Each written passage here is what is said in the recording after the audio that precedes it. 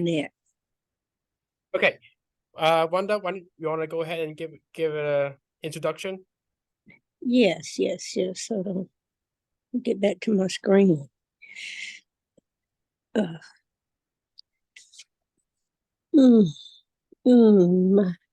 What did I do here? Hello, everyone. I moved my screen to look at something on Zoom, and there we are. I'm back. Hello. Welcome to our community meeting. It's in person at Ruma, which is on Hillsborough Street. What is that address? 400? 415. 415, almost close. 415 Hillsborough Street. If you like to attend in person, you still have time if you're nearby. If not, you can catch it on YouTube. And we are here on Zoom, a few of us that are attending. Thank you for coming. It is a community event regarding the erasure, but we are focusing on the gentrification and the genocide of it all. And we have our Nate on the mic, or Nate on the network, and Nate on the internet of all. He helps us in the background. Thank you for that, Nate. We have Wa in person on site handling the hybrid. We have Laura and others may join us soon. Haley and a few others. And what I forgot to say, just assuming, but I should not assume. We are coming from Wake County Housing Justice Coalition and Meals for the Masses. I got that right. I get food, not bombs. Meals for the Masses words mixed up. And I'm like, meals, not bombs. But Meals for the Masses, okay? And we're at Ruma, which holds food, not bombs. But thank you, Ruma, for housing this. We're greatly appreciated. And again, this is to focus on gentrification and the genocide of it all.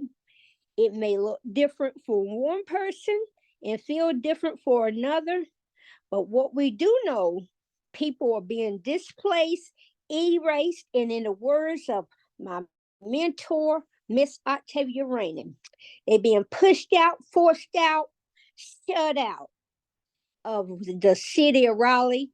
And sometimes at this point, we might be able to say Wake County into other counties. I know I was offered to go to Chapel Hill to stay, and I'm like, with who? Who's going to help me? Who? I don't have a support team there. I literally know no one in Chapel Hill. So they're pushing us out for various reasons. But tonight we're focusing on things like the BRT, TOD, one of my favorites, Downtown Alliance. We're going to speak on the security or the slave patrol they got going on down there. We're gonna I'm gonna tell y'all, getting ready to let Wah and some others and Laura go, and then because if I tell you everything you just like, I already know what they're gonna talk about, so I'm gonna leave. Nope, I'm gonna let you learn. And also, Shy is in the house. What's up, Shy? He was our fellow, and now he's our member. What's up, Shy? He's in the house, our creative artist. Okay. So I'm gonna hand it over to Wall. Before we start, Wanda, do you want to give a bit of a moment of silence for Dr. West? Oh, thank you. I had said that and I just got lost in the moment in the Pepsi. Lord forgive me. Okay.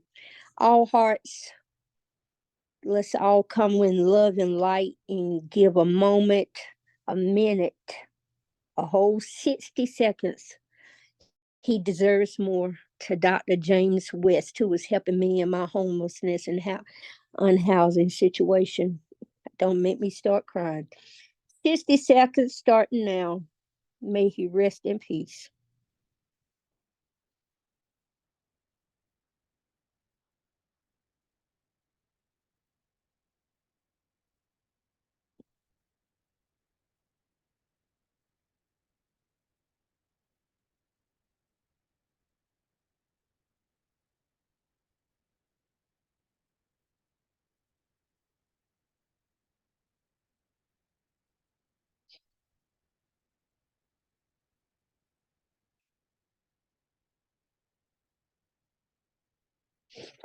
Okay.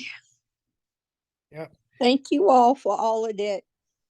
He's going to be greatly missed. If we had a housing justice warrior, he was one of them. So thank you all for that. And now I'm going to hand it over to Wall. All right. Thanks, Wanda. So let's get started. Let's see if this works out. So is this where you want to jump in, or? Yeah. Okay. Now this is where Laura's gonna chime in on. 1 second. And I just want to say this is our first time going hybrid, being hybrid, or just living hybrid, giving hybrid. Hi, Laura. Howdy. Hi, everybody. So the title of our presentation is Gentrification is Genocide. So what do we mean when we say that? So I figured we should start out by looking at the definitions for each and compare them. So how you go, next slide. We gotta put the arrow on whether 1 second. Let me see. I got this. Oh, I got you.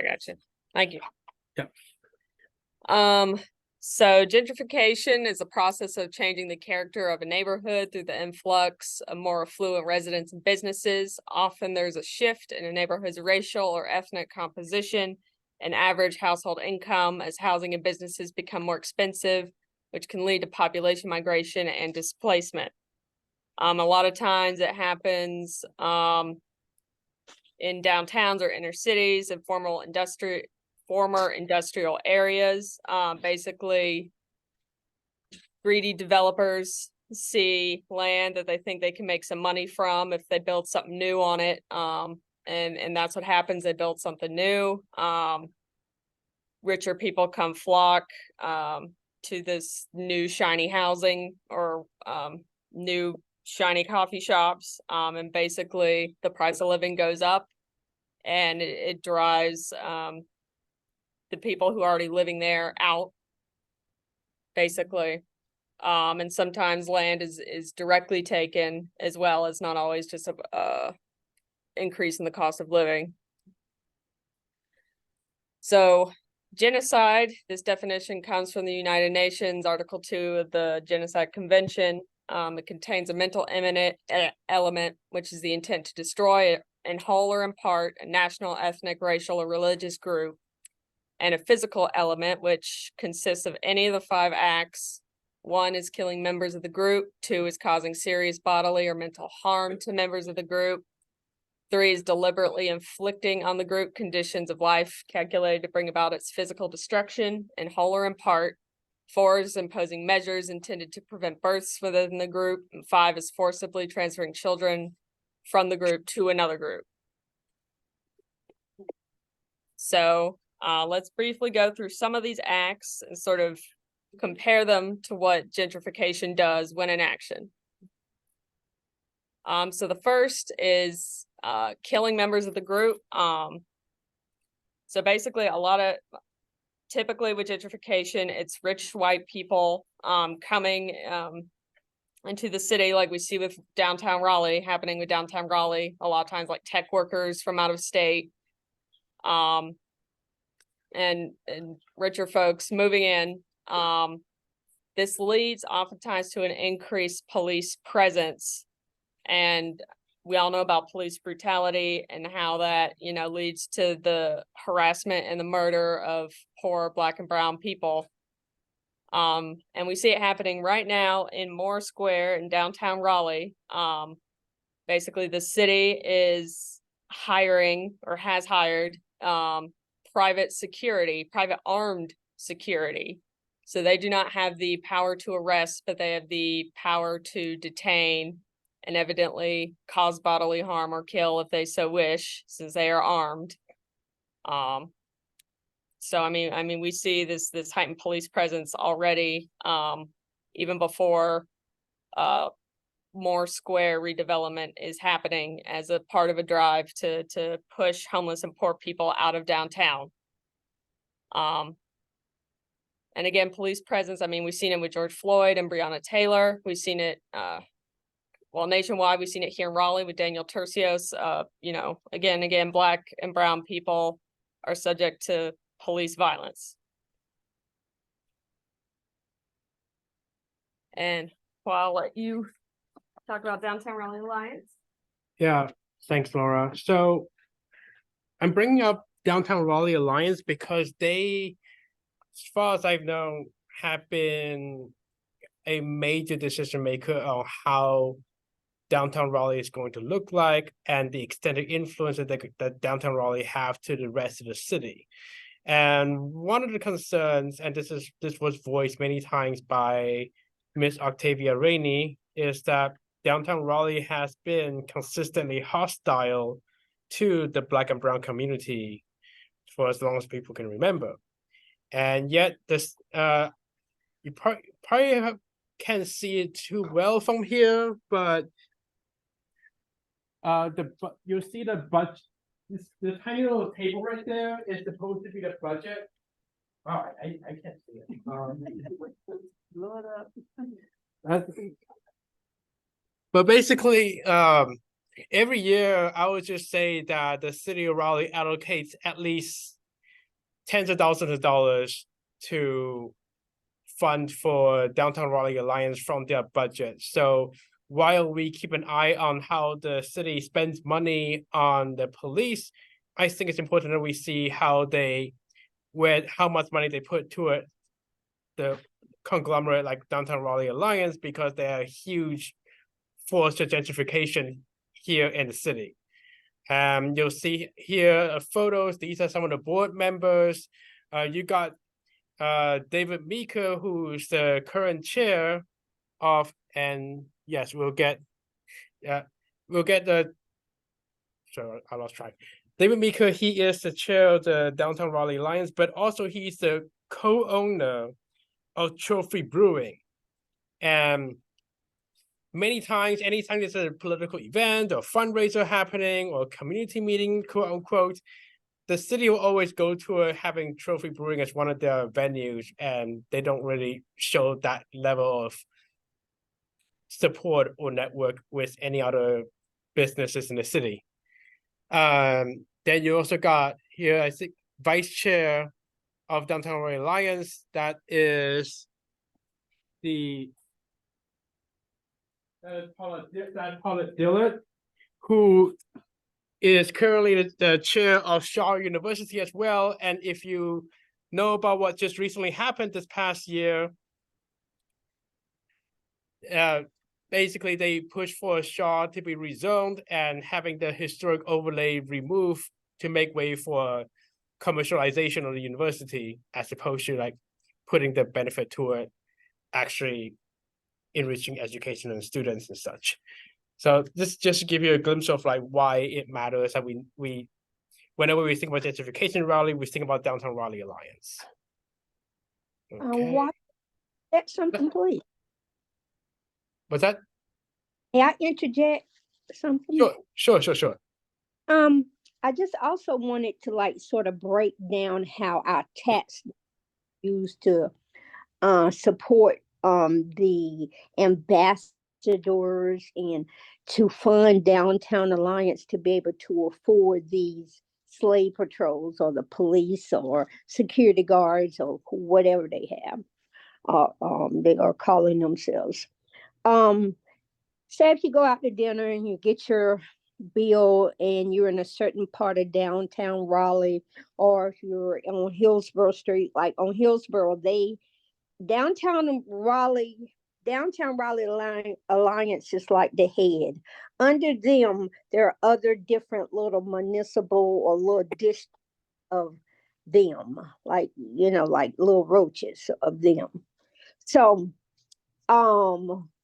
if you're, say, let's say they're on Hillsborough Street tonight, and they go to a restaurant there to eat, a percentage of that tax money, it's usually somewhere between 2 and 3%, goes to Downtown Raleigh Alliance.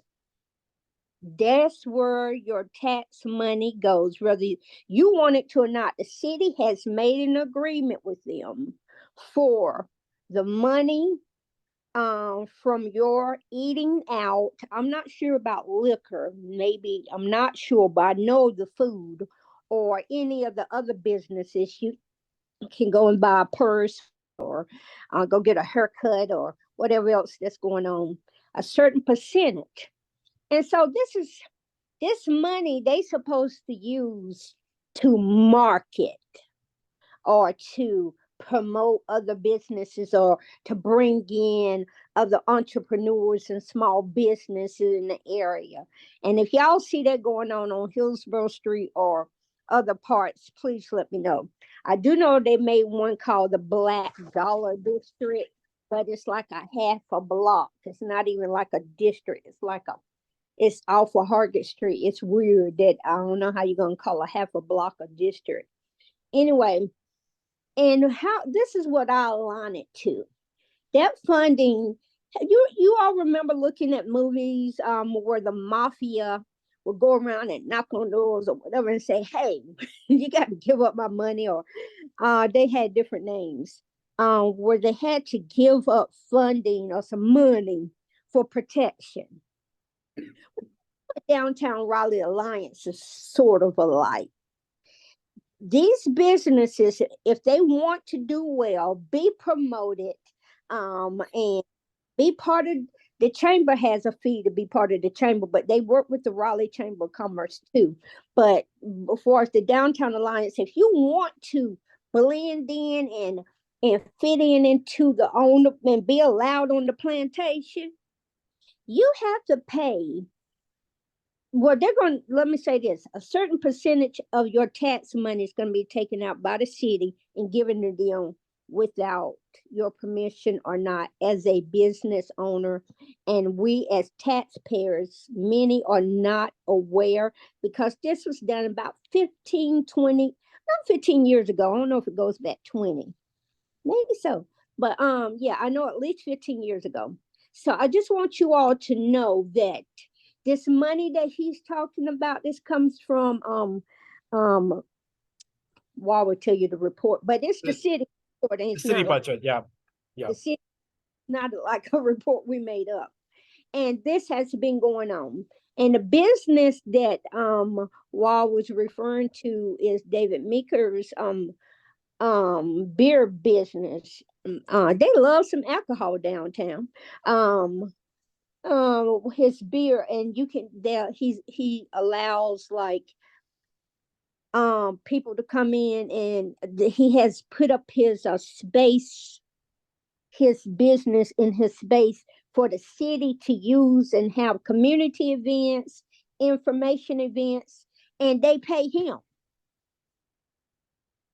Yeah. And Downtown Raleigh Alliance is also responsible for, or it contributed to the call for having the armed security in downtown. One of the motivation is because they want there to be like added security to protect their money interests. That's part of what that is. So they have a hand in the police presence, whether that's RPD or private security. Mm-hmm. Yeah.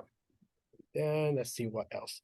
Yeah, this is just some more of the board members from Downtown Raleigh Alliance.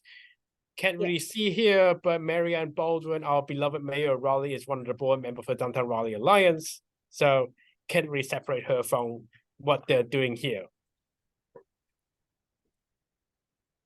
Okay, and here, go ahead. List the districts up here. What's that? Did we put a list of the districts on here? No, I don't think so. I just want to add that Glenwood South is one of them. But for people to get an over ideal, arching idea under control. Wow. And here I have the video of when the city, I think just 3-4 weeks ago, would basically having a presentation about how they want to have armed security. So we're going to take a look at that real quick. Good morning, David Walker. And then let me just change the speed a little bit. So that is, there we go. Department of Transportation Transit Division. And just a quick follow-up to some information we provided at the last subcommittee meeting. We, in collaboration with our contractor for Go Raleigh, reached out to 3 different security companies in the Raleigh area, had conversations with them about providing additional service within the Go Raleigh transit station. All of those companies we talked to relayed that they recommended we have armed security officers on site. Preferably, we would like to have company police, but unfortunately, that's just those staff aren't available with private security vendors. They try to get them as frequently as they can, but it's just hard to come by. So the armed security is the next best solution. And noting that armed security does not have police powers to arrest or detain. Thank you for that clarity. That helps a lot. I appreciate that. I'm also interested in if you can share why the security companies wanted to be armed. If they're not company police and they're not empowered with the same powers as police, why would they want to be armed, or why would they need to be armed? I can say that that's probably I may need to come back to you with a response on that. I may need to confer with them and get their professional opinions. But based on the environment, that was their strong recommendation, that in order to have the respect of the community, that would be a requirement. Yeah. Councilmember Patton, on that point, I do have a bit of, excuse me, a bit of insight into some of those conversations. My understanding is that it was made clear from the security companies that we spoke to that not only for the safety of their personnel, but their perceptions of the risk associated with the current environment, that those were the factors that led them to say, excuse me, that it was a strong recommendation. And in fact, my understanding is that they were not willing to provide the service if their personnel were not able to be armed. I just find it absolutely hilarious while both of the staffers have trouble talking. So, yeah, that was hilarious. Council person, Megan Patton, for that question. Yeah.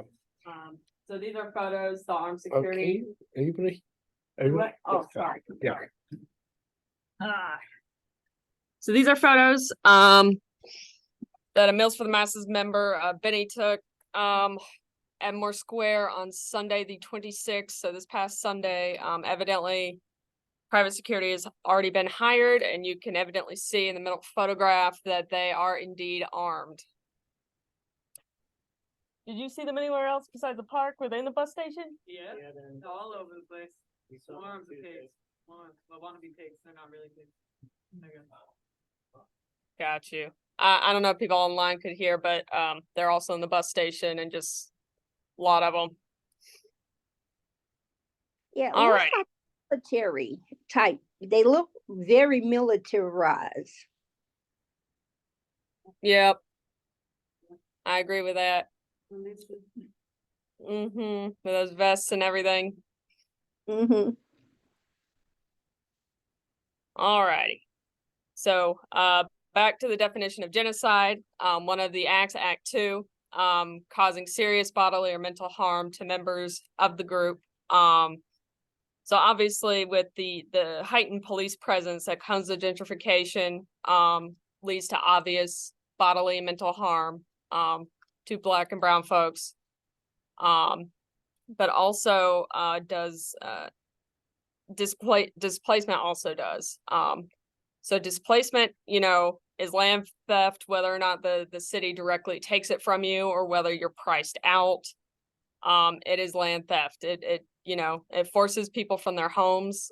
It could be longtime family homes. And a lot of times, but specifically relating to Raleigh, people can be driven out of Raleigh proper into neighboring towns such as Garner, Smithfield, or just, you know, out of, you know, even out of Wake County.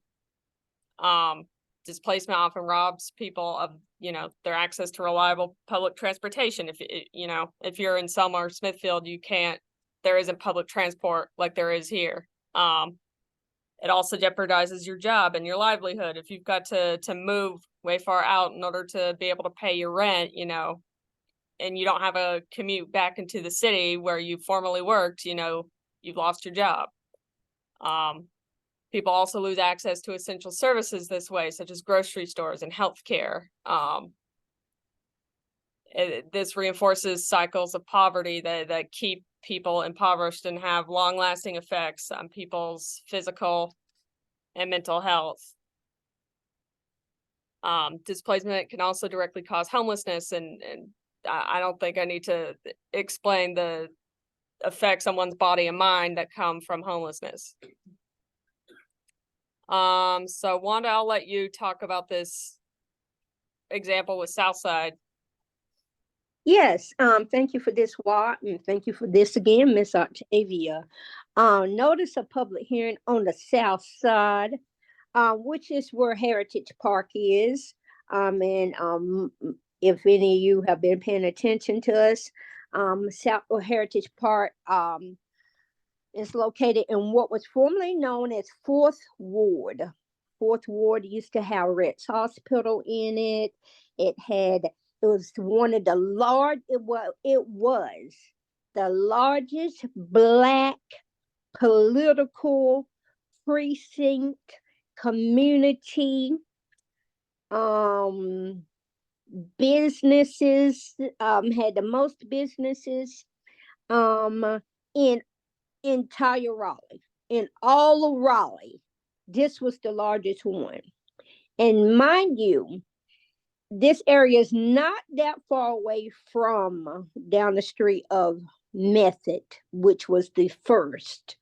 Method was the first community or first freedman village in Raleigh, and both. It was so profitable. Excuse my lisp. And they had so much political power, which at this time is District D. And other than them appointing Stormy to District D, she did not win it by election. They appointed her after Sage. But I cannot remember having a Black person come out of District D. Now, I don't know if it was District D at that time, but I do know they had that much power. So whatever district we had, whatever Senate base or whatever, whoever was coming out, it was all Black. And it was self-sustainable as far as housing, as far as food justice, and just, it was, you know, if you didn't want to leave your community, you didn't have to. And that was a problem it was like 5, 6, they were like the Josephias men with the City of Raleigh, and they created this, and they still have it. A lot of people don't know they still exist. They're not the same people, but this commission still exists, and of course they're all white men who get to decide on decisions about Raleigh. So Southside, which was in Fourth Ward, they decided they moved people out. Some went to Washington Terrace, and some went out of the county. Now, mind you, many of these people own these homes. Now, they may have been standing up on sitting up on bricks or whatever, but they still own it. It was theirs. Some got their money. Some got their some money from the city. By my understanding, I think I was told, I could be wrong, it ranged anywhere from $400 to $4,000. So, if it's near where Sam Jones barbecue is, that's over there, and where they put all those big condos in that on the other side of Heritage Park. It was vast. Before they came through and put Martin Luther King Boulevard and Western Boulevard Connect, that was not there. So anyway, they moved people out, and so they decided, well, it's a whole lot of houses here. They call them the slums, blighted. That's another thing. When you start hearing that, they're coming for you. So keep your neighborhood, cities, and communities clean, because they're gonna come for you. Even though it's the city's job to do it, they'll stop doing it so they can come for your community. They say, instead of just bulldozing them down for the environment, for the sake of people, these moles, because they love burning. You couldn't burn crosses like that anymore. So why not just burn about 400 plus houses? It is reported that the City of Raleigh Fire Department, which was white-led, told them, no, don't do that. Don't. It'll be bad for the environment. That fire could break out and hit us, because we over there in Boiling Heights. Don't do it. They were like, okay, whatever. They did it anyway. And one of the first times Martin Luther King came to Raleigh was for this, before he was murdered, and it was for the Poor People's Campaign, when he started the Poor People's Campaign. Oh my God, nobody. And they got some. Oh, I'm sorry, I had a phone call meant to put. So they decided to burn them out, burn them down. And they did. And they said the smoke was horrific. Even after they got through burning, the smoke lasted for like weeks. And that's why you don't see over off of it used to be Men at Work. He sold his spot over there, and others. I mean, it was one of, like I said, the largest Black politically based, financially based. When you say Black businesses, when you say a lot of Black businesses were birthed out of it and eventually went to downtown Raleigh, like off Elva Street and such, and started working because they had two sites. That's what happened. And though they may not burn us out now, they're still displacing us, erasing us, and separating us the same way they did, like when you come out during when they colonization and colonialism, when they came here off the with the plantation ships and stuff, they separated us. Well, that's the same thing. When you separate people, you also break up the power that they have, and that's the attention, and that's another reason why gentrification and genocide take place. So it's really bad. In fact, Miss Octavia, we have her on video, and she also did a we can post that too. When we post this wall, please remember to post where she did the thing for Jane. They had I forgot, but let me tell you what these people don't want us to know, want people to know, is the actual truth and the facts and the history, to hold them accountable, because what they're doing is nothing new. Thank you. Yeah. And now we have this point. So what I have here is a WRAL coverage of the issue with Fourth Ward, where they interview Miss Octavia Rainey, that you see here. She's the person to the right. She quoted, "Fourth Ward goes from Washington Elementary School to South Street, and they wipe the area out." And that doesn't begin to, that's the understatement of how, I'll just say personally, Wanda, I haven't heard about the fact that they burned the place down until you mentioned it tonight. I have it on video. Miss Octavia told me, but you all can. The information is Carolina. Where they keep all the records downtown. Yeah. It's Yeah. Also, I think, Wanda, did you want Haley to talk a bit about the stuff with the Fourth Ward and the BRT from here? the area, Fourth Ward, Western Boulevard, District D. Yes, please, Haley. Glad to have her. Thank you for coming and sharing. Yeah, There no we problem. are, and Yes, microphone. I mean, Wherever you want me, I'm fine. Yeah, no, if you're near my microphone, you can go and use it. Okay, I mean, can everybody hear me okay? Yeah. Okay, I'm probably all right. introduce you. You're going to introduce you. So yeah, I'm Haley. So I've been working with Miss Octavia recently, with a colleague of mine from NC State on a Fourth Ward oral history project. We had attended the meeting that was held with Jane Harrison and residents from the Fourth Ward, and we heard their stories. And my colleague had experience with oral histories before, and I just felt like somebody needed to be telling these stories and doing something about it, because it's very clear that the city will not do anything about it. And so we went down to the municipal building, we pulled a bunch of records, we scanned them in. And before we had done that, they didn't have access to the maps of this area, right? So they used to be called different street names. So like Manley Street, Cannon Street, which is in reference to the Cannon plantation that land is located on. And so these residents had memories of locations there, businesses, street names, and things like that. And they quite literally like burnt it, completely razed the place. It's gone. Like the places, there are people who have it on their birth certificate that they were born in the Fourth Ward, and they no longer have a place to live there anymore. And it really is a bit of a rabbit hole when you go and you start looking through the records. Like it literally will say like dilapidated, blighted. And it has these terms that the Raleigh Redevelopment Commission used to help justify just completely destroying this place.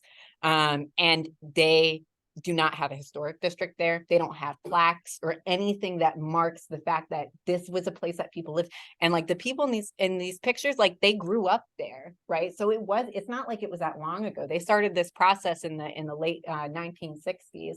And then they built a Heritage Park. They bought that land from people. They set it aside for Heritage Park, and now they're getting ready to tear it down and redevelop it once again, after not having taken care of the buildings that are there, not taking care of the residents that live on that property.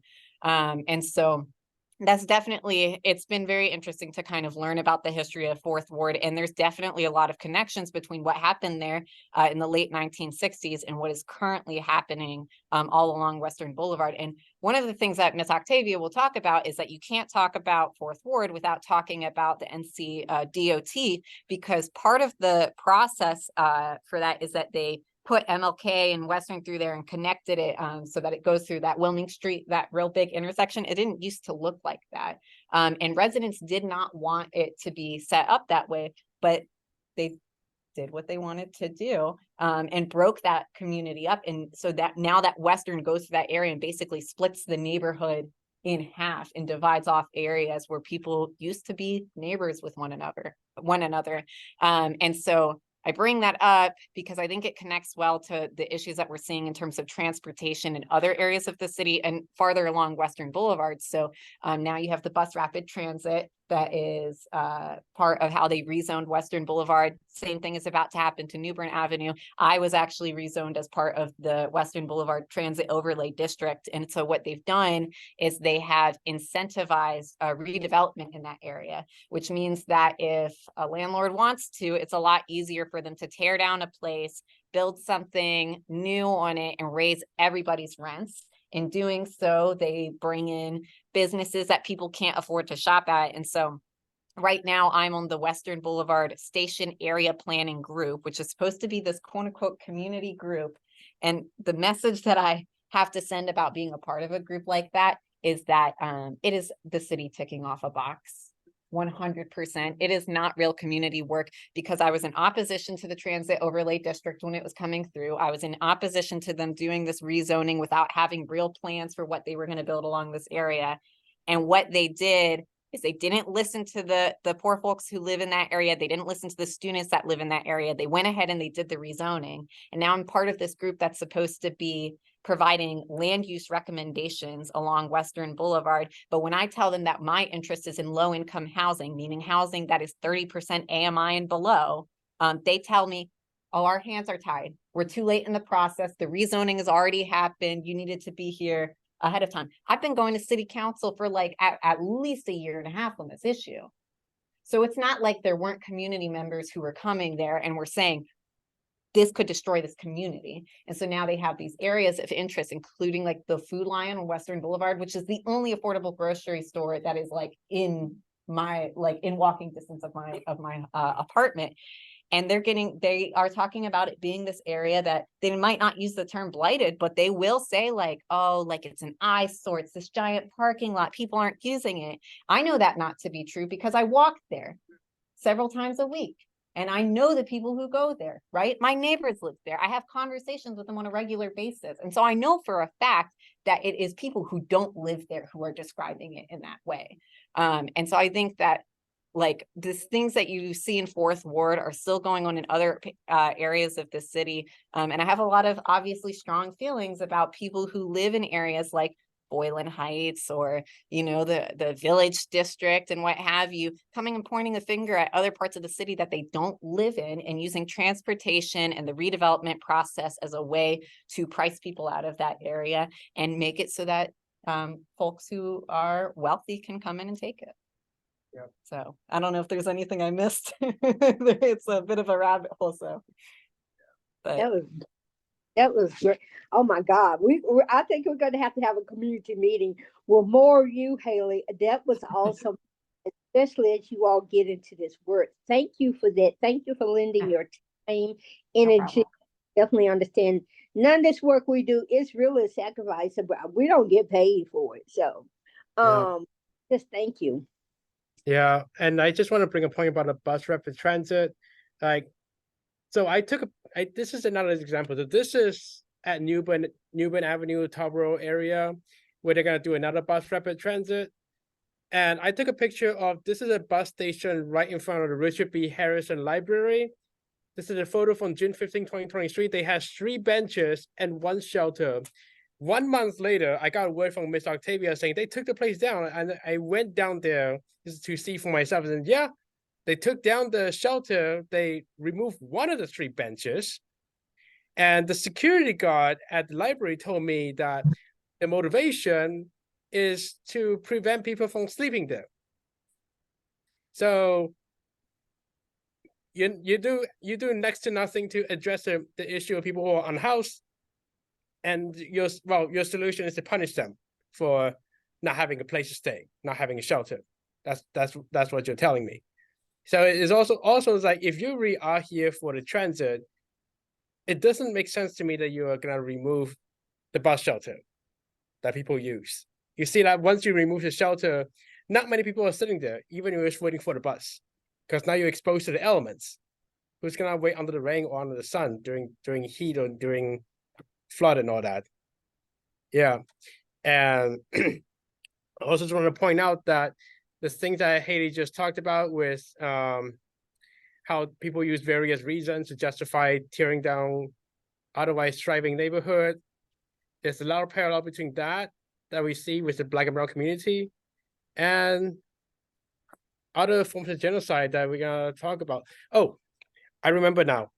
When you said about the parking lot, Haley, that reminds me of when one of the staff members from Raleigh was celebrating, we're gonna talk about it in a little bit, celebrating,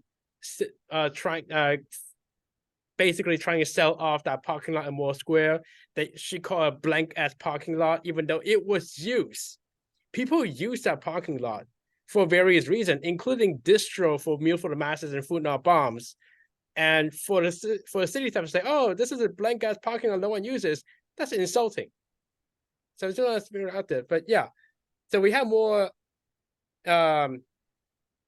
discussion about why gentrification is genocide. Laura, you want to pick up from here? Yeah.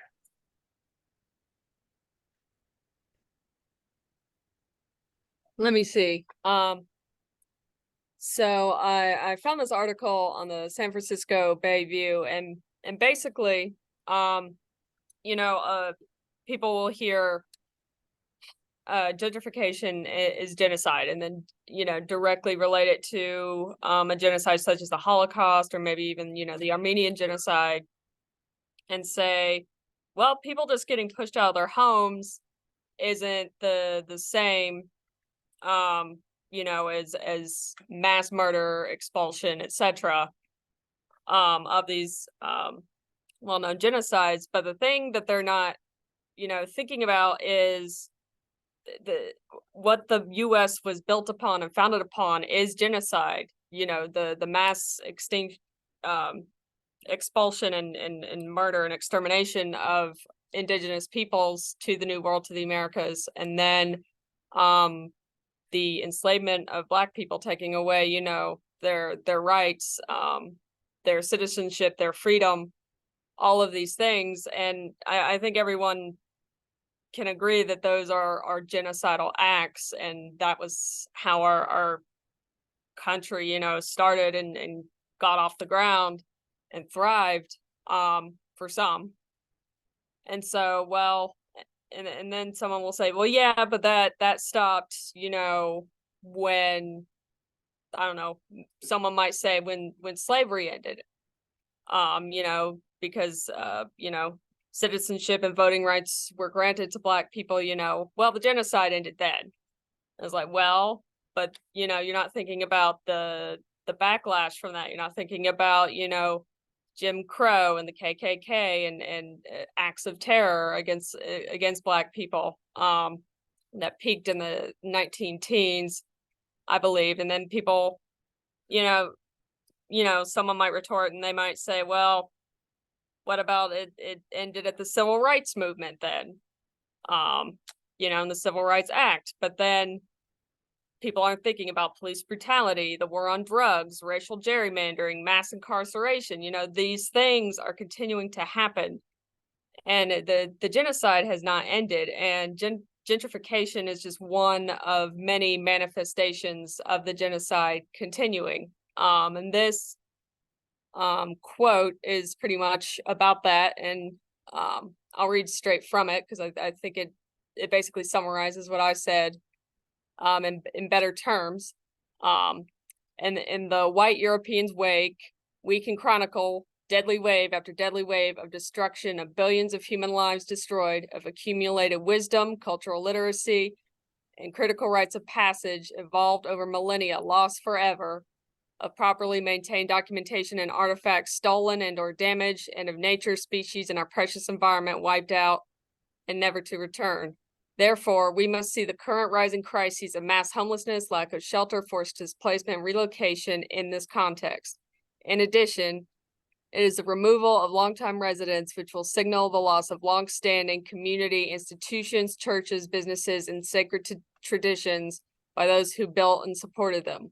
So in conclusion, the goal of the gentrifiers is not only to continue wiping out our mostly Black, brown, and impoverished residents, is to remove the memories that they ever existed. And we shall not allow that to happen. And we still charge genocide. And Wanda, I'll let you go on a similar quote from Dr. King. Yes, this is one of my favorite quotes from Dr. King. During his birthday, they like to bring out the nice, and pretend everything was like, oh, but they don't speak of the truth of when he was getting ready to start the Poor People's Campaign. It says, our nation was born in genocide. When it embraced the doctrine, let me move this. When it embraced the doctrine that the original American, the Indian, was an inferior race. When people, even before there were large numbers of Negroes on our shores, the scar of racial hatred had already disfigured colonial society.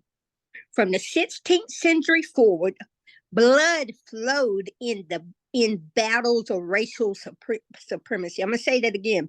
Blood flowed in battles of racial supremacy. We are perhaps the only nation which tried as a matter of national policy, that's a law, national policy, to wipe out its indigenous population. Moreover, we elevated that tragic experience into a noble crusade. That's Sir Walter Raleigh statue downtown, okay? Indeed, even today, we have not permitted ourselves to reject or feel remorse for this shameful episode. Our literature, films, our drama, our folklore, all exalted. Martin Luther King Jr. And this includes Dorothea Dix mental hospital, which was a plantation. No art is gonna take that away, and Buddha can come all day and every day, and they can bring whomever else they want, but that's not gonna change and undo the injustices they caused the families that came off of that plantation, and then the other people that were impacted that lived nearby. And then getting rid of Dorothea Dix Hospital, when now you have people downtown. Let me tell you what the bus downtown, while they're talking about all the crime downtown at the bus stop, I'm at the bus station, we're a bus station. That's Dorothea Dix. That's what it is. It's Dorothea Dix, because people don't have anywhere to go. They don't have a day center anymore where they can go. Everything is like full. So where else are they going to go? Okay. Thank you for that. Going to move it on to wall. Yep. Oh, this one's for Benny. You come to link that to Palestine. Hey, Benny with the chats. Hey, how you doing, Wanda? Hey. All right, so I'm actually briefly going to talk about something else and then get into this slide. Does anybody here know of Amos Moore? Preach. All right, Amos Moore actually donated that plot of land that is now known as Moore Square for people without a land. And I heard this story secondhand from my friend Elder Berry. I tried to get him here, but I couldn't find him.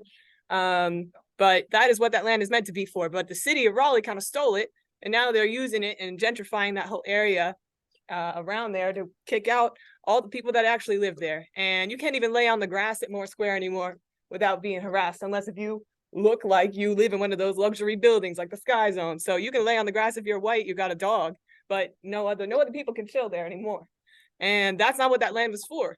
That's not what it was for. And Amos Moore was Black and donated that land for people without a land. And to this day, you can go to the legislative area and talk to the descendant of Amos Moore, who he pushes a cart. He's an older gentleman who pushes a cart with necklaces on it.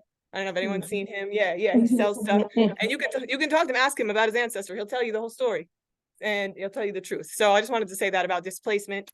And now, let's get into Palestine. So I guess I'll read this. Basically, we argue that gentrification and genocide are two theaters of the same class war between the world's wealthiest ruling class and the working class indigenous communities over capitalism's most important asset, land. The rich don't need to colonize Mars to feed their empires. Zionists and the US imperialist backers have Palestine. The US landlords have neighborhoods like Koreatown and LA, and their class solidarity means they protect each other's projects. As long as the ruling class continues to go unchallenged, housing and land policies will continue to incentivize displacement to fulfill the greed of landlords, developers, and settlers. The confiscation of Palestinian lands will remain legal, just as tenant harassment and mass evictions are in the US. They'll continue to be normalized as just the way things are, unless if we fight against it and get organized as a working class, right? We got one more slide here. So those of us in Meals for the Masses and everybody that attends our distros, we've been talking about this a lot. We printed out some sheets that show the situation with displacement. And everybody here knows this, but to reiterate, homelessness has been made into a crime, but the real criminals are the people making other people homeless for their own benefit. It's the same thing if you're made homeless by bombs or if you're made homeless through poverty, it's the same outcome. It's the same few people in this world that are benefiting from that. And it's only a few people. We got the names, we got their addresses, you know, like it's very few people that are really benefiting from this. So these images here, the one on the left is a tent city in Khan Yunis, Palestine. Palestinians were forced to flee the northern areas of the Gaza Strip. Those who did ended up going into this camp city. And when they were on the way there, you know, Israel was bombing them, even though they said they wouldn't bomb that passage. And then on the right side, you got a tent city in what's that, Santa Ana, California, I believe, for people that are forced into homelessness by the rich who create low-paying jobs and high rent costs. It's the same struggle. It's the same struggle. And I wanted to, oh, okay. There was another slide, the Dr. King quote talking about the, you know, the US policy to exterminate the indigenous people here. Yeah, the settler colonies of today, including Israel, it's also their policy to like fully genocide the indigenous people of Palestine. And you see a colonial society is, it looks the same everywhere. It hurts the masses in the same ways, and we got to fight it. So now we're going to get into the proposed redevelopment for Moore Square downtown. I can do some of it if you want to take a break. Do you want to go now or? All right. I'm gonna say that is inaccurate. Moore Square is named after some white guy in the 19th century. Oh, okay. Well, you can, I don't know, you can talk to Emmels more. That's why I didn't have a slide on it. I wanted to get Elder Barry here to talk about it, but It's the guy, I got it on the NPS website, but it's a dickhead. okay, well, apparently Moore Square is not named after that guy, but there is a, I mean, Emmels Moore says that there's a part of Yeah, Moore there's a Square dispute in the community on that. There's a dispute on just like owning the land, who says what. I mean, he was on the plantation of this man. So oh, I see that. Yeah, so it is the same Moore. it's the same Moore. Yeah, So it's the same Moore. if he said his daddy owned it or his great granddaddy or forefather. Exactly. Yeah, I wish I could have got Elder Barry or Moore here, but I couldn't find them. But Don't worry about it. But this the truth. Well, let's get into the request for proposals. So the City of Raleigh sent out a request for proposals in spring of 2022. They want to develop city-owned land near Moore Square in downtown. This is how things look now. You know, you got the Moore Square Park. We got Moore Square South and East represented here. A lot of people sleep here. A lot of people have communities here. There's neighborhoods surrounding here. This is a place for people to meet up.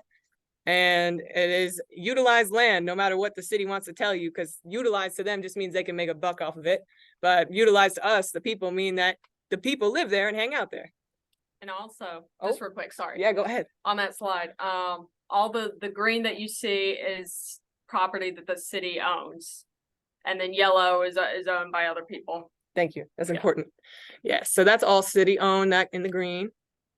Actually, So, I just realized something. oh yeah, sure. With the city staff claiming that the parking lot is blank and no one uses it, the fact that we have a rally every Sunday for Palestine solidarity, I highly doubt that parking lot's not utilized. Yeah, true. On top of the distro that we are doing. True. They just define utilization just on that money they can make. So, okay, Meals for the Masses, the Raleigh-based food program. We actually sent in a proposal that required, you know, talking to the people that live in and around Moore Square, people that work in the area, all that. Basically, we talked to 80 to 100 people. Yeah, about, you know, maybe. And well, we took the people's ideas and incorporated them into a proposal and sent it to the city in June 2022. It's called the People's Proposal. And this is what we heard from the people, right? They want low-income housing, an overnight shelter, which would include an advisory board of impacted people who have decision-making over how the shelter is operated and maintained, which is very, very important because the shelters around here are abysmal and just don't treat people with the dignity. They want a resource center, which would include mental health services, and a pharmacy, which there is not a pharmacy around here, with sliding scale payment. They want a day shelter, an affordable grocery store with fresh food, real grocery store, not a food desert, clothing center, multi-faith center, and a green space, all with emphasis on continual public input. Because, you know, the city doesn't actually care about the people, but the people do. So this is kind of more information on the people's proposal. You want to give some highlights? Sure. And basically it's hard to read on the map, but basically it just shows all those things that Betty was listing and sort of where we thought that they could go. Yeah. Yeah, okay. So the city rejected the people's proposal, which was not surprising to us, kind of building a case of how undemocratic the city is, right? They didn't give any feedback, they didn't give any warning, and instead they chose this proposal. Loden Properties, guilty of gentrifying Greensboro, Charlotte, some other areas in North Carolina. Right across the room out. Yeah. That apartment, right across from room out. That's Greystar. Yep, there's an apartment right across from this building that's owned by Greystone. So yeah, they here's all this stuff. They got 560 to 590 housing units. 160 to 190 are affordable in their terms, right? Not our terms. Our terms show what, there's 30 that are actually affordable. There's something on that slide. 24. 24. Yeah, a few slides down, but yeah. Yeah, there's 24 that are really affordable. Affordable in their terms is like, you know, you make 50K, you get a 1-bedroom or something like that. Ridiculous. They want a 135 room hotel, and that's the one that is actually like where the food program distribution is at. They want to turn that building that we use that used to be a horse stable into a restaurant for that hotel. And they also want like a huge grocery store, luxury grocery store, I presume. They want some more retail and dining with plaza, and they want a new building for the Raleigh Rescue Mission. We know about the Raleigh Rescue Mission. It's a mess. We'll get into that. It's a mess. Yep.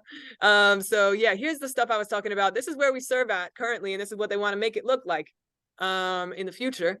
They want this boutique hotel that's right across the street from a middle school. Whenever I tell people that, they're like, what the hell? Why do they want to, so the SO stations, what I was talking about, used to be a horse stable. They want to, reuse that to, build this thing.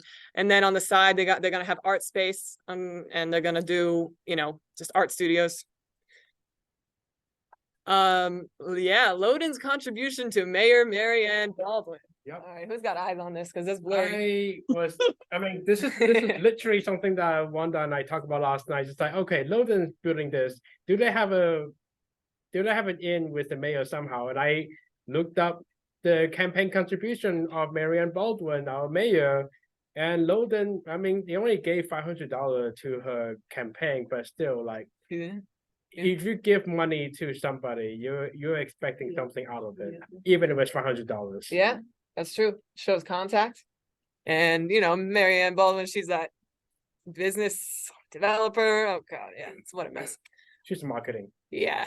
So okay, just to reiterate, they want luxury hotels here. They want 400 luxury apartments that nobody can afford and nobody's gonna live in at all. They got 160 to 190 separate, quote, affordable apartments, but our important note is only 24 of these apartments are actually going to be dedicated for real low-income tenants, which means people who make less than 23K a year. The city owns most of this block and could make all of the apartments, all 590 of them, affordable if it really wanted to. But we know they don't, so we got to pressure them to do it, right? By getting organized. Want to do one? Yeah. You want me to get up? I can. Okay, we can just keep creating. Sure. Making it sound cool, right? So let me see. So WRAL, local news station, came out with an article recently talking about Wake County has paid this entity called the Corporation for Supportive Housing to basically do a homelessness study. And they revealed a shortage of 350 shelter beds. And they made several recommendations. including a permanent drop-in shelter, establishing a non-congregate shelter where families can stay in private rooms, and also creating a space for day services to provide community resources. And this is some of these items, such as that space for day services and a shelter, are literally in that people's proposal that Benny was talking about. And it was just completely ignored by the city of Raleigh. And now Wake County is paying, you know, God knows how much to this consultant group to tell them, you know, basically, you know, the same thing. And at the bottom of, you know, the counties can be holding focus groups over the next few months, and is paying this group to provide more detailed recommendations, which, I mean, to me, what should be done is very obvious. And this slide just sort of reiterates what I just said. You know, we gave the Raleigh recommendations a year and a half ago, and those ideas just got turned down. But you know, they don't need focus groups. They need to listen to the people, the ideas the people have already expressed. But these ideas aren't being implemented because the rich want more, and we must not let them have it. And then next steps, you know, from here is, you know, what can we do now to push back against this redevelopment, and what demands can we make, and what can we do as a community? Does anyone here have thoughts, ideas? Do what? There should be some notepads and little pieces of Yeah. paper, because we want to capture all of this. So while Wa is speaking to those that are in person, those who are on the Zoom, we would like to know, what are your ideals as far as the gentrification, genocide, erasure, displacement that is going on, especially regarding Moore Square. Like Laura said, Meals from the Masses put forth. Benny said, I apologize. Like they said, they a proposal was put forward, just like the city demanded, and we never heard back. That's something that wasn't said. It took a while to find out that they had given it to someone else. They didn't tell us if the person bid it, or the group, Loden or whomever, bid it $1 more than us or what. Come to find out, some of their ideals in the beginning sounded like ours. Now they've gone more boutique bourgeois after they've won the bid, and people have forgotten what they claimed they were going to do other than the 10 apartments. So we would like to know, if you're downtown by Moore Square, where the horse stables are, or if it was located in your community, and this is city-owned property, our tax dollar property as we speak, and there's a major homeless crisis in your community, and instead of them, they're already utilizing, it's not underutilized at all, they're already utilizing that space to feed, to nurture, to educate. We do voter registration down there, we do civic engagement awareness. It's just so much that goes on down there. But when we say feed, we truly feed and nourish the folks who come there, and it's close to the bus line, and it's right across from Moore Square. And instead of saying, hey, I'll sell it to you for $1, and you all go out and get the developers and all this kind of stuff and build something that's great for the community, because we're already serving the community for nothing. What do you think we should do to push back against the redevelopment? That's one. Push back against Loden, or whoever it is. It doesn't matter if it's John Kane, Barnhill, whoever. Push back. And what demands, community benefits, if you would say, do you think we should make for that area, or area in your community? Like I heard something similar was going on in High Point. What do you think? And if you could put it in the chat, And those that are in person, write it down, because we need to capture all this, because we definitely are about building community base and hearing from the community, and not status quo. When we say community, we're talking about those who are truly impacted. And so we would definitely like to know, because this is just the beginning. We're going to come back in January, February with the rest of this. But yeah, this is just the beginning. So if you could do that. But one thing I want to ask Laura to mention is the name of that restaurant, where we're already feeding people who are in despair, who might be their only meal for the day. Because if you, I don't know if you realize, the shelter only feeds people on the weekend. That's the not the shelter, what you call on Wake, what's the name of the place? Not the men's shelter or the women's shelter, the Wake, where they're always sending people. Oh my gosh. Oak City Cares. Oh, City Cares, yeah, only feeds people on the weekend. I hate it when someone sends people to Oak City Cares.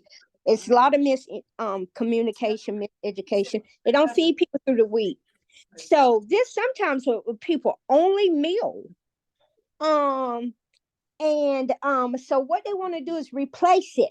And please give the name of this restaurant. They want to replace it with where they will be charging people. It's different if they would put something there like I forgot his first name, Kane. Her last name is Kane, not related, John Kane. A place where you can pay as what you have, or if you don't have. Place at a table. Do that. Tell them what it is, Laura. Yeah, that's what it is. Place at the table. Yeah. Yeah, place and table. That's not what they're trying to put there. What's the name of that hotel? The hotel is trying to put a. I don't know. It's like it's a restaurant in the hotel that they want to put there, but we don't have the name yet, do we? Yeah, I she don't know told me last night. Oh, you Did I? Oh, so you It's yesterday. a you bougie told me- name. Started laughing. like 400H or something? No, that's the apartment right across from Ruma. Got you. I don't Oh. remember what we were looking at. Oh, okay, that's the name of that restaurant. No, That- 408 is the name of the building across from Ruma. Oh, okay. There was a restaurant that sounded very country, and I was. You got it? Yeah, no, as part of the Moore Square redevelopment, they're gonna update the horse stable and call it. Oh God, I don't remember the name. It's something stupid though. Like Country Good City Quick Flips and Dips or something. Exactly. Flips and dips. What? Country good Oh.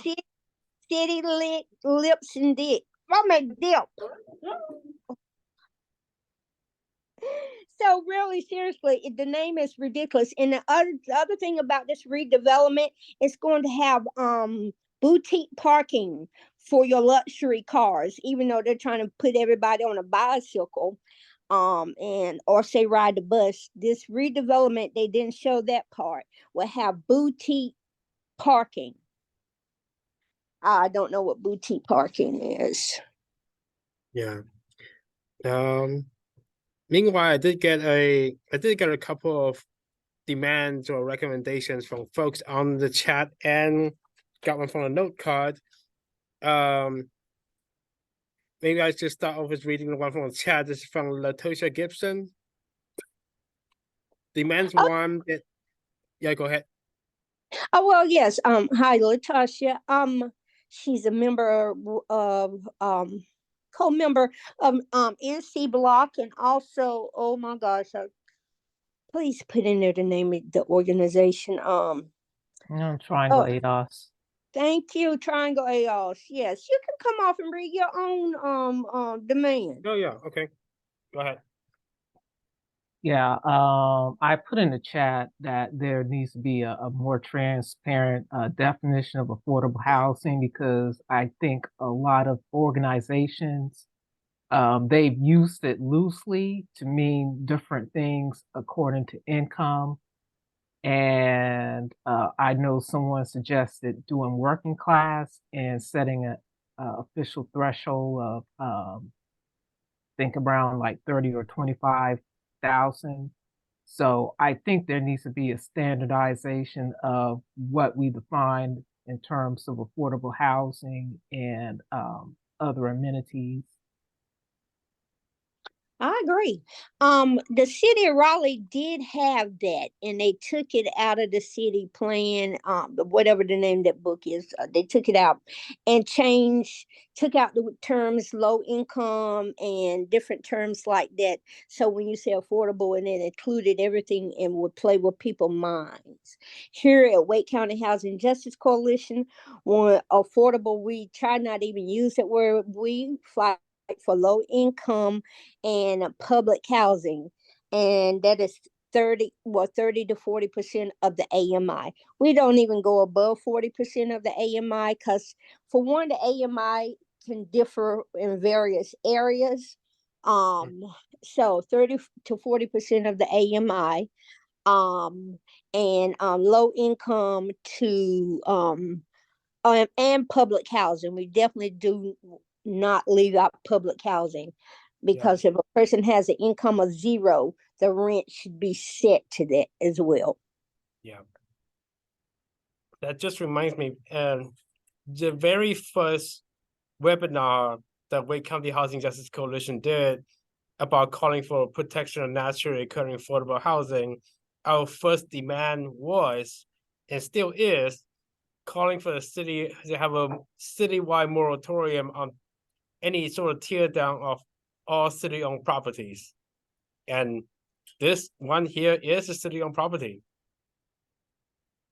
Well, and all of that is historic. The horse stables is a historic site. For whatever reasons there is, you can look it up. I was hoping that Heather would be here to be able to allude to it. And it's also in the area that was once Prince Hall. Prince Hall was was a Black community right behind Shaw. It all like meets up. That had Black businesses, barbershop, of course, the Masonic Lodge, and all those great things. And they came in and cut it up little bit by little. This last cut up they did was with the Shaw redevelopment. But yeah, so this is another way for them to just cut up Black communities. I do have a note card here from someone who made a suggestion, but Councilman, do you want to read it, or you want me to read it? Okay. So 2 things. One, you need an attorney to help on this case. And 2, the people need to vote these people out of office for not listening to the homeless people who had no home.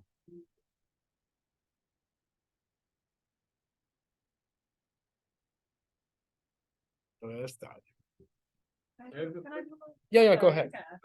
If you might have been, what is the current? You want to come forward so that. Oh, yeah. I was just gonna ask, could you remind us of the current status of the redevelopment plan? Like, and I guess what plan has been accepted, or what's gonna happen in the next month? We should have put the timeline up, but we do know that they barely follow timelines. Like they're really not followed. Like the Loden South and East has been accepted, right? Yeah, they've been accepted. The city is gonna sell the property that they own to this developer. That sale has not happened yet. Okay. So it's still sort of preliminary, like being designed and stuff. Like it would be at least a year before construction would start, probably more. Cool, thanks. Yeah. Okay, yeah, I wrote on this. So me and other people in Meals for the Masses over the past like 2 or 3 weeks, we've been telling everybody in the community about this meeting, but you know, there's just a lot of barriers, like folks not having phones, or folks losing their phones or getting their phones stolen. Like I called 6 people today to remind them, and 4 of their phones were off. You know, couldn't reach them. So you know, I went downtown. I was walking around Moore Square to try to tell people what was going on. I got a lot of people that were really interested, had their own great ideas, and wanted to come to this meeting. And some people said they were going to come, and you know, we didn't get that many people from the Moore Square community coming. And I think that really next time we have a meeting, we really need to mobilize more people with flyers like before the meeting. And I also realized this error. Basically, we should have had people flyering at Weaver Street too, because it's so close to here. And that's where a lot of our friends sleep. But when I realized how close it was too late. The meeting had already started. So next time, getting more people out, because it was just me, Liam, today. But at Distro, it's been all of us, like a huge amount of people giving out the flyers and talking to people. But, the flyers get lost. Homeless people's stuff gets stolen and thrown out by the police all the time. It's really hard to get in contact with people. So all that to say, if you're interested in like helping with that, we need more people. Yeah, thank you. Yeah, it's like, please, come to me. We need more people that are gonna, flyer and like get like the whole thing that we're trying to do is build like a mass movement, right? It has a mass base. Like Wanda was saying, the people that are most affected need to be at the forefront of it. And us not having the community here is an error. And we want to be working towards getting everybody here, because we have great conversations at Distro. We do. We talk about it all. And people are enthusiastic. People are mad at the city. They already know everything that was in the PowerPoint because they're experiencing it every day. And they're pissed and they're ready to fight back. Yeah. But we want to get everybody together in the same space, talk it through. Yeah. Yasmin on the chat said that she doesn't have a flexible schedule to do work, but to let her know how she can help. So I have the contacts from people who sign in on the Zoom. Yeah, if you're interested, you could also email. It says mftmraleigh@gmail.com. We can collect your info from there. And if you're in person, just like come up to any one of us. We got Nirvan, me, Liam, Laura, we're all emails. Come up to us, we'll get you connected. Yeah. I just have one thing that just occurred to me as far as the police and private security and all that jazz. This past Sunday, when there's that Palestine rally, the police car decided to block in front of Benny. You might be able to elaborate. Yeah. Where you do the distro. Yeah. I pulled up. I was about to, unload all the stuff from Distro. Yeah, I remember you were there. I was telling you about that. The police car was like literally just parked where we put our tables and where we, serve at, blocking us. And the pig was like, we'll move when the march starts. And I was like, we serve food here like now. So can you move now? And he was just like twiddling his thumbs, And two other people came up to him, Ricky, who was our good friend. I tried to get him here tonight too, but his phone is off. His phone is off. And then John, they both went up to the cop and was like, yo, hello. And he eventually moved, but sometimes the police do park there just to block the distro. I mean, if they're feeling feisty someday, they decide they want to inconvenience a bunch of homeless people, make them, they're just park there. Yeah. And also intimidate a bunch of homeless people that are just trying to eat. Yeah. Danny and I ran into with Food Not Bombs, ran into one of the private security, right? Yeah, I think that's what that was. Sorry. Yeah. Did he ever tell him that? I don't remember. I don't know. Yeah. He didn't take food from like that. No. It was just like a private security. It wasn't Yeah. But yeah, I'm just like, I just thought that was slimy of the police this past Sunday when they used the Palestine rally to justify parking right where the distro is. It's like, no, you don't get to put one issue over another. That's just like we're all in the same collective struggle. Don't do this divisive bullshit from the cops. The cops are pigs. Yeah, plenty of other places they could have probably done it. But that I've got to referring to food. Why? Are they lesser than pigs? Like flies? I mean, pigs are. Using terms like roaches and pigs as insults reinforces the idea that pigs and roaches are things that don't matter. Oh. Huh. Very true. I would say they're smart and beautiful and sweet. Well, it's just like I'm just from a radical tradition of people that call the police pigs. I'm sorry, I never thought about it like that. Yeah, I mean that is true. What was that? I missed that. What did Haley say? I mean, I'm vegan and I talk up pigs, but I love pigs. Great makes it better than police. It's from a tradition, that's all. I mean. Yeah, that's You fair. can explain to Wanda. What did Haley say? Didn't Haley just say something? No. Not me. No. Oh, okay. Somebody said something. I thought. Okay, Wanda, somebody was saying that, referring to cops as pigs is insulting to pigs, because pigs matter more than police, right? Is that like kind of the accurate? Yeah. Did I explain that? That's fair assessment. Using non-human animals. They're like, smart too. Smart. That's animals. true. Is a form of speech. We're getting ready to bring this to Oh. It's kind of like, close. you know, Right. You all see our email contacts in here. Now they'll be able to go on that rumor because they're in person, but I don't want to hold the people online. But let me say this: if you know how to I wouldn't cook, compare those two things, but you can do that. if you know how to cook, and or if you have paper plates, utensils, you can share those things with Food Not Bombs or Meals to the Masses who serve the community.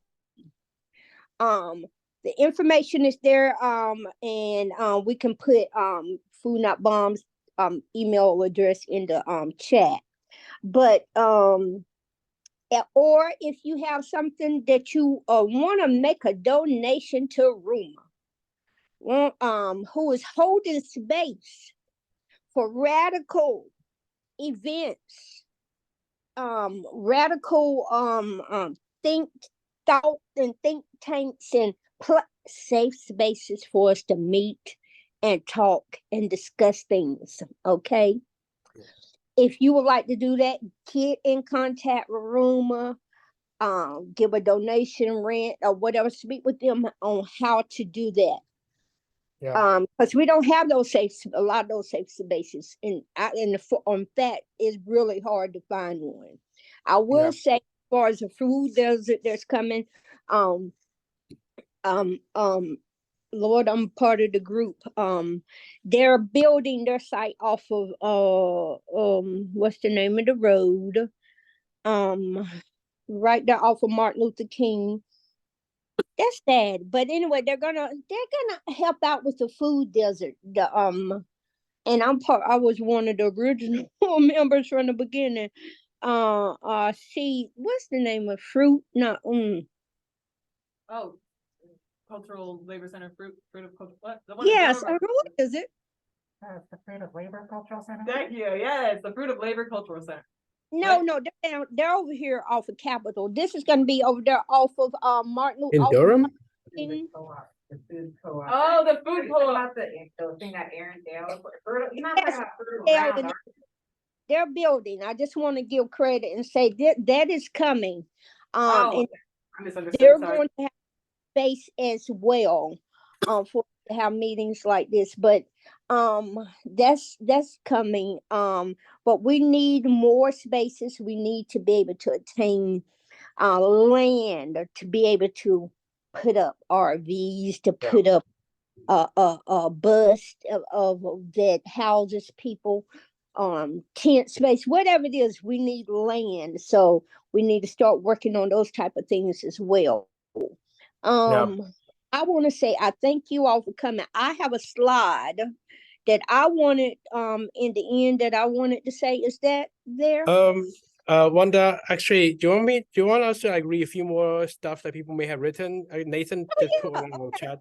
Okay, well, Let's go on for a few more. Anyone else who has stuff they've written down they want to read? You got it? I didn't know there was someone else. No, there were more people. Yeah. Nathan, Okay. you want to unmute and talk about yours first? Okay, Nate, go for it. All right. Word.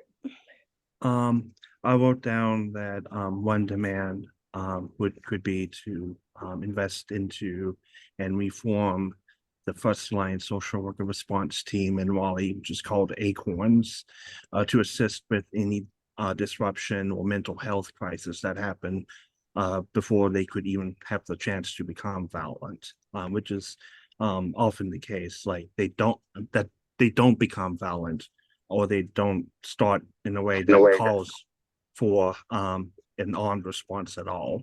And Raleigh has Acorns, which is our social worker response team for mental health crisis. But it's run by Raleigh PD, and it doesn't seem to have been brought up at all by city leaders in the commission meeting when they were talking about private security for Moore Square.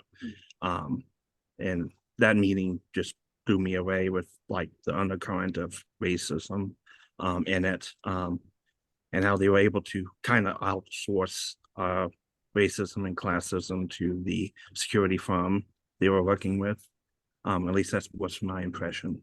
But yeah, that was my demand, is more investment into social workers who can respond to mental health situations instead of bringing in the police and risking further brutality.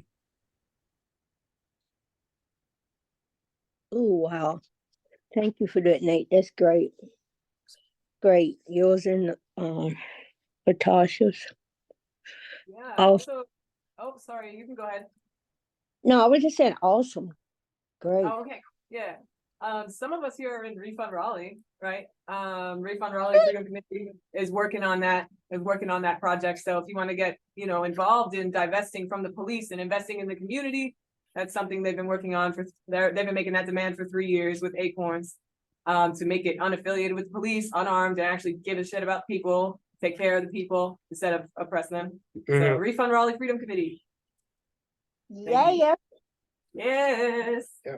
Shai, did you want to have something to share? Come on, Shy. No, I Come didn't say on, Shy. What's that? I didn't say anything too crazy online. Everything is valid. If you want to share. Like peer pressuring you. Yeah. Shy has to. I did have this thing I was working on.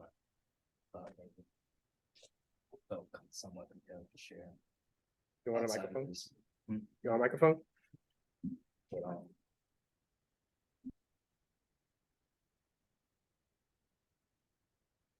yeah, this isn't crazy. I mean, I just said large organized community engagement at city council meetings. Speak up, please. Speak up, please. Come on, Shy. Bring it. What's on it? Put it in there. Yeah. Go ahead. I said large organized community engagement at city council meetings, continuous collaborative pushback on their plans of gentrification, concise, short, and detailed ways to educate the average person on these issues. And then, like Benny was saying earlier, we need actual community here and engaging with the city. Like, it's just always a lack of the actual most affected people when we have these type of conversations. And then that's just always one of the most glaring issues I've seen over the years. Shy's so cool, so debonair. I had to put my wig to my phone to hear you. And my ear. Okay, I'll just do it. Oh, yeah. It's I'm not done with it yet. I'm still working on it. That's all right. That was great. The ending, I caught some of it. Oh no, this is something else. Oh, okay. As Wanda and Bob know, I was a fellow, and that just recently ended this month with the Wake County Housing Coalition. I was actually their very first fellow, and I've been working with them, prior to this for a while now. So Wanda's actually the one who reached out to me and brought me under her wing for that position, and so I'm really appreciative to that, because it was a very necessary and needed experience in my life, and it's enriched me. So with that, Wanda also, she encouraged me to use my skills as an artist to speak to the issues, as well as Wall's always challenging and encouraging me to use, especially my poetry. And so I've been working on this for the past month. The idea came to me like sometime in October, but I've been writing for it this entire month. I haven't written anything in these last few days, but I'm going through like this artistic journey right now, and they're really, everything's feeding off of each other. And I felt really like being at this meeting and listening to y'all speak. I felt like very, very validated in what I was writing. So I'll just read it, and it's kind of long, but it's not done yet. And I still have things to edit and things to add. I'm just gonna get into it. So it's called Ode to Raleigh, Clock the Reasons We Are Bleeding so that we may start the healing. It's the history and culture that we have to preserve. Listening to the elders speak, the auditory passing of stories is how we continue to let future generations stay informed. That's a tradition that came from the motherland. It's as natural as wanting to tell a story on the approach to your brother man. More than inspired, I'm empowered by the word form. I'm absolutely disturbed by the lack of humanity it takes to kick a long-standing community out of its home. That's American history in front of my eyes. I seen it repeat and unfold. They wanted to go untold. Deeply hidden within the folds, distorted and twisted the truth. How can you know you never knew if you were never told? They told you different. And I was gifted with a voice to raise the consciousness to the issues that held so intentionally, painstakingly, plainly within our sights that it pains me to see that I was the only one who mixes up my left from my right. Southeast Raleigh has been bleeding for years, shedding blood-stained tears. Erasure is one of our greatest fears. They are fighting desperately not to lose anymore, climb to the finger nubs at the door. This is for the ones who were and yet to be born. Though this is not my birthplace, I can't help but feel their pain since I made this city my home.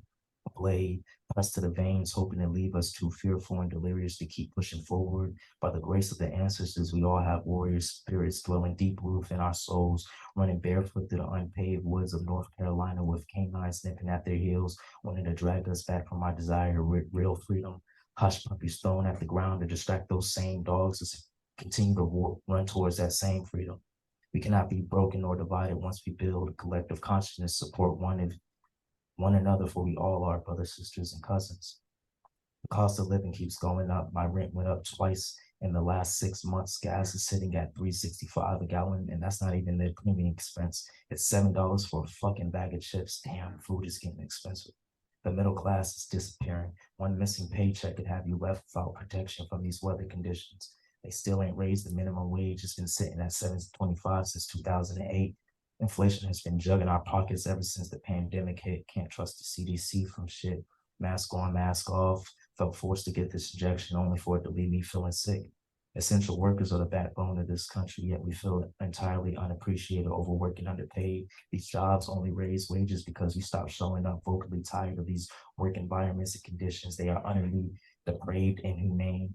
At the height of it all, some of y'all were making more on unemployment than I was, slaving away, working 40, 50 hours a week. Still, that wasn't enough for the stress to ease up off the clutch, unable comfortably to eat and to sleep, so we smoked just for peace. Marianne Baldwin has got to go. A red-headed devil who presides over the land. We said to fund the police. She doubled down and said we'll invest millions more every year just in case I decide ever again to get out of hand. I stand with Black Lives Matter, yet I refuse to take an actual stance. I sidestep accountability, yet still ask you for your trust as I hold out my hand. Fingers crossed with a rock hidden in the other hand. Strategically placed curfews to unconstitutionally infringe on our right to simply speak our minds, what we view as wrong and right. I shouldn't have to debate the value of a human life. Fanning the flames of revolution with malicious intent, I'm already not surprised at the way that you'll spin it. Property value lawfully placed above our lives is the business sometimes the most that I despise.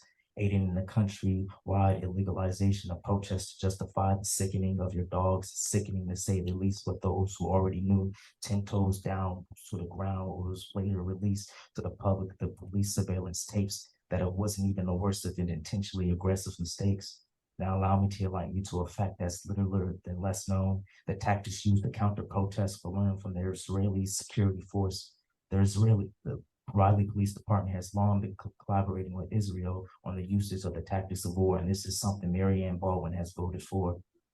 So how could I come as surprise when she openly stood against Palestine, openly supporting Israel's occupation and Gaza's genocide, while the Thousand Deeps community takes the streets of Raleigh screaming from the river to the sea, Palestine will be free. I was screaming Black Lives Matter, free, free Palestine. I've seen it paralyzed between our communities, but it's clear to me that she doesn't want any marginalized group in this city to know the freedom of peace. They had me looking towards Terrence Roof, where he spoke towards the truth, hoping in the next election you look at him as an answer to our questions. She's given us more than enough proof, and in truth, I'm in fear of what another regime under her rule would do. We can't focus on one person, though. It's the system as a whole that we have to overtake to truly bring back healing to the land. Pushing personal agendas to raise your party's political power. In the end, all I see is the color of greed, though I'm the one you call green. I see sponsors and donors keeping the silver-lined pockets filled with coins made out of gold. Everything that glimmers isn't gold. The shimmering shine of city skyscraper lights, 40-story buildings in North Hills until they decide to withdraw. How will you justify what's happening to Shaw? Downtown South is still in the clutches of Kane Realty with a demand of public funding.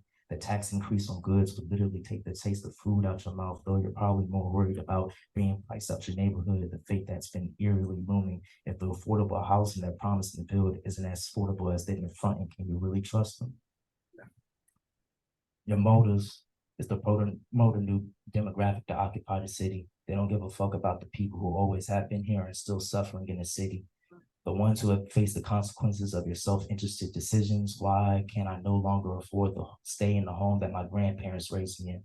How does it make sense to have my poorly managed apartment complex 2 blocks away from the $1 million homes? Mixed income doesn't make sense to me. It doesn't provide security to them. It doesn't provide security to me. You keep providing half-assed solutions to problems you aren't even trying to truly see.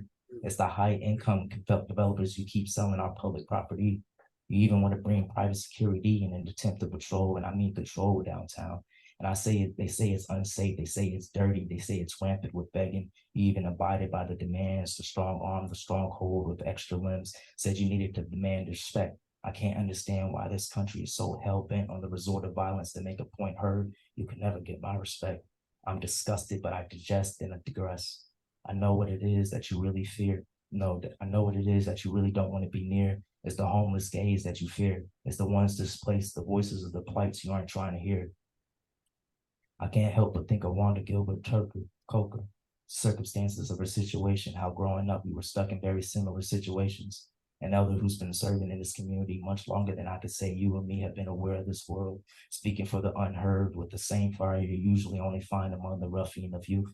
I saw that myself too, afflicted by some of the same damn issues you've been advocating for. It always makes me wonder why. How does it seem fair?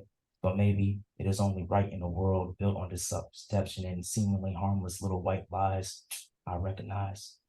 Why is it the ones who want to do the most good who always seem to get left with the shortest end of the stick? And I can admit now that my stick was on the short end too.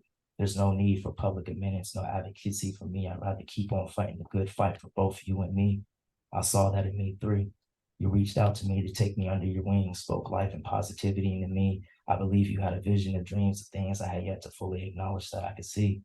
There's no limits to the bounds of where I can go with my creativity, my passions that brought me to very unique places and held very unique people within their very unique spaces. Sometimes these experiences alone have helped me take a new form that reflects in my writings, in my words, help my thought take a new form. I can't help but think about Tavia and Rain, who put together Porch for us, the people that I met, the stories they told, from everyone to hear about family and home, the way things used to be. It's not the same no more. Many great people have passed on, though the memory still keeps them near. Others have lost homes, generations of this family spent their lives in. Some are still fighting with as much passion as a young bull of a black boy pissed off at the world. I see where we got it from. We got it from them. Some more just telling the stories, the ones they hold dear, and the great stories of their lives that we can't tell because they're no longer here. Without my experience there, I wouldn't have been able to find the inspiration to finally have a direction for this poem. It spiraled on outside of my expectations to take a new life of its own. I had a conversation with you. I heard you're writing a play I believe it's supposed to be about MLK.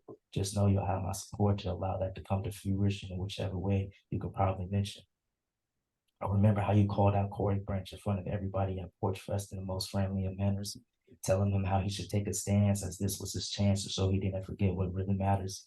The reason he was put in this position, a public servant, a representative of the people, even more so for our people, the city councilman of District C, a seat at the table, a power position as clear for anyone to see.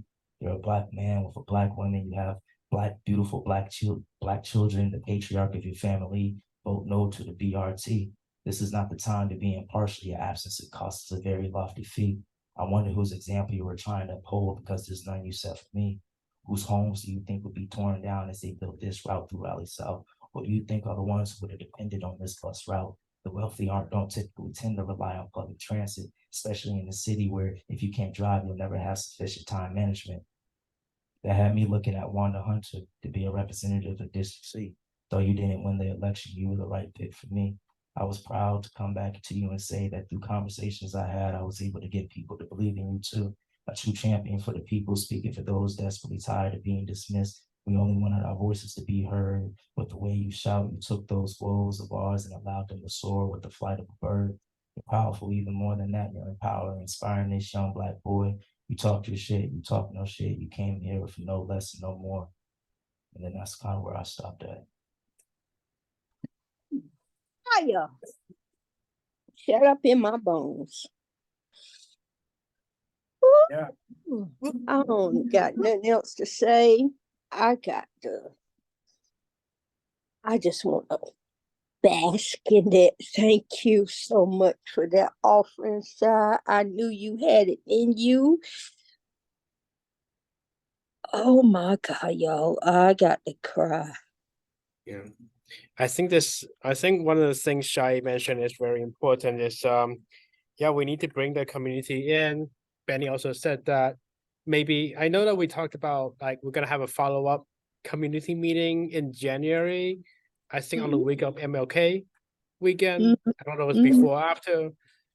That'll be another opportunity we can bring. Let's see if we can bring more of the people from World Square here next time. Yeah, I think we could also experiment with doing the meeting directly at Moore Square. I know there's no projector or anything, but maybe we could print out some slides, just we could try it, just to see if it goes better for us, We could try it. We've had teach-ins there. We can have the teach-in for certain. Mm-hmm. Mm. I think especially if we have food here, like if we had food in the park, we could turn out. What was that? Oh, the thought was if we carpool people here to Ruma, we should, and food. Yes, bring food. Yes, definitely. Yeah, we can try both. It's just, the bus here is, there's like, you can take the 4 or the 100 and, right, and, it's comes every 10-ish minutes, from Moore Square to here. And I don't know, I mean, it's feasible, but yeah, I mean, we could try carpool, we could try it, but I think doing it at Moore Square is a good idea too. We can talk about it some more. Yeah, Well, I think. As go ahead. someone who's currently homeless and understand that you have to be in a white flag or the regular shelter by 7, you're gonna pick shelter. Or even if you're in a car, tent, or something, you're not gonna want to come out in the cold. Yeah, So, right. Absolutely. yeah. So you have, or you find a perfect space downtown that's near one of the places where the heat is coming out. You're gonna want to stay there and not come out. And also, it's dark. Yeah. Going back and forth with the slave patrol out is dangerous. Yeah. Actually, if people had to be in the shelter by 7 p.m., maybe next time the community meeting, we want to do it on a weekend in the afternoon. I mean, we could try to do it, at like on our distro time. We could talk about it at like 3 p.m. like Teaching. Yeah, 3 p.m. on Sunday when we already got everybody out there. I mean, why don't we try it? Yeah, let's do that. We have it. Just wasn't live. It was just a teaching for them, and it was around voting. And then we did it. Actually, we did too. And then Wanda, when she was running, she went out there, and yeah. So how do y'all want to do it? I can't wait. Hopefully, I know that I'll be getting my knee off the railway soon. I see the doctor tomorrow, and hopefully I can get a surgery date and all of that soon. And hoping that I still remain sheltered and covered through that process until that process. My last day that they're paying for here at the hotel Sunday. Don't know what I'm gonna do after that, but this is not about me, but I just know that there are barriers that prevent people from like showing up in person and things like that. My car transmission, all that went out, but I will be there. If I'm not there, I will be there in spirit and everything else that I can be. I just want to say I'm so proud of y'all. I'm just so grateful for each and every one of you. I'm just so grateful for the allyship. I'm so grateful for youthfulness, the youngerness, the diversityness of it all, and the love and the respect I give, seeing all love and light and just joy. And y'all, you just it may not seem, oh, a lot of people didn't show up. Like I told Wall, what happens is that once we post it, people will go and look at it. And they just don't want to say, oh, they looked at it or they know about it. But they will. And we just keep on keeping on. Oh, that's giving me so much hope. Got And another go ahead, Wall. I'm sorry. got another demand on the chat from Hadley Roberts. Hadley, do you want to go off mute to read what you have? Or I could read it for you. Either way, I was just saying I'm not directly affected, so I'm not sure if you guys want to like incorporate my demand into your what you're thinking about, but I was just thinking about like how a lot of the times like the city's like jumps on issues that address homelessness. I mean, as they should, but then not addressing like affordable housing just because they're not really interested in the solution as much as like acting like they're fixing things. And also like kind of seeing how many things are becoming like plaques instead of asking how to preserve or at least go forward in the future. But yeah. Speaking city council. This right here would be excellent. I just love what you said. Well, thank you. I have been to some council meetings, but I haven't spoken yet. But yeah, I remember the Shaw thing going down. And I What you said was so enlightening and so, I mean, it people from all socioeconomic backgrounds should be able to hear it and at least just hear it and maybe digest it. You know, some people have their own biases, but that right there, I just love it. Yeah. So I think not exactly sure yet how or where exactly we're gonna do a follow-up community meeting, but let's plan for something on MLK Junior Day or around that time. Can we? Is there a city council meeting? It is next Tuesday. There's a council meeting next Tuesday.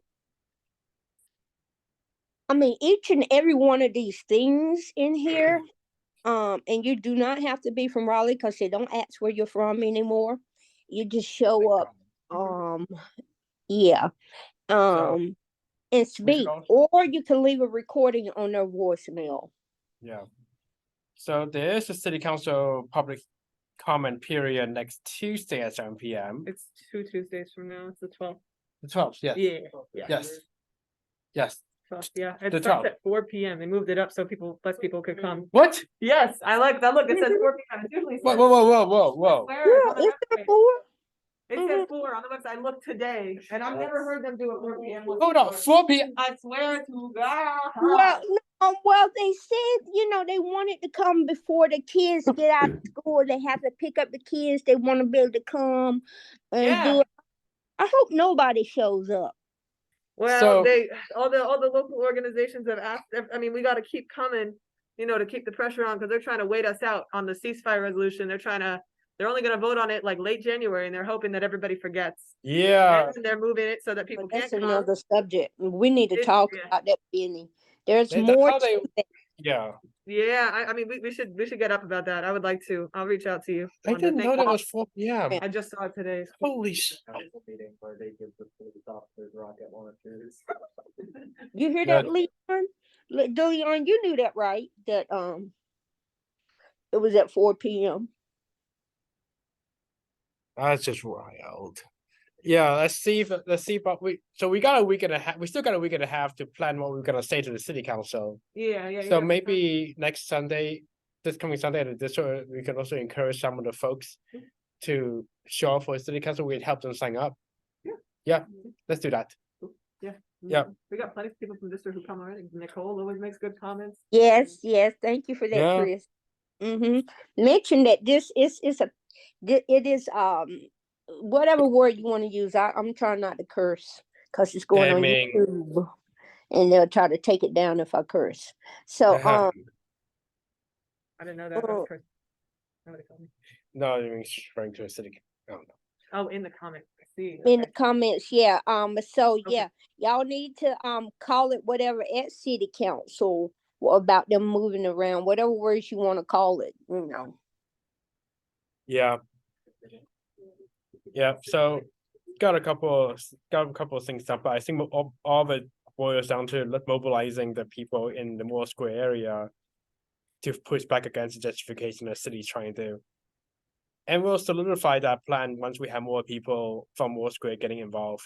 Fingers crossed.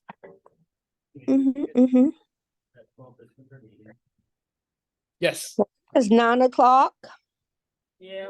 I want to keep people too long. Y'all can stay their room as much as you like. I want to keep people on the line too long, you know. Yeah. But in any case, the recording this is recorded, so I'll have that uploaded on YouTube for people to review. Yep. And as Wanda has said already many times, thanks everyone for being here. And we hope this will catch you next Last time. video, last slide. Do you have it? I don't think so. Let me see. Well, I'm just gonna say it. Okay, go ahead. If you don't have it, I have it. Homelessness is a colonistic, racist, capitalistic, white supremacist construct. We can no longer accept a society built on such a thing. Amen. Amen. All right. Good night. Thank you for coming. Yep. Thanks, Be everyone. safe. Be safe. If anyone wants to stay updated on this, please write down your contact info on the piece of paper and just hand it to me or Juan or Benny, and we'll keep you up to date on it. So yeah, if anyone wants to help flyer for the next meeting. Yeah, that too. That too. Yes. And 1 second. Let me just. Yes, in the recording.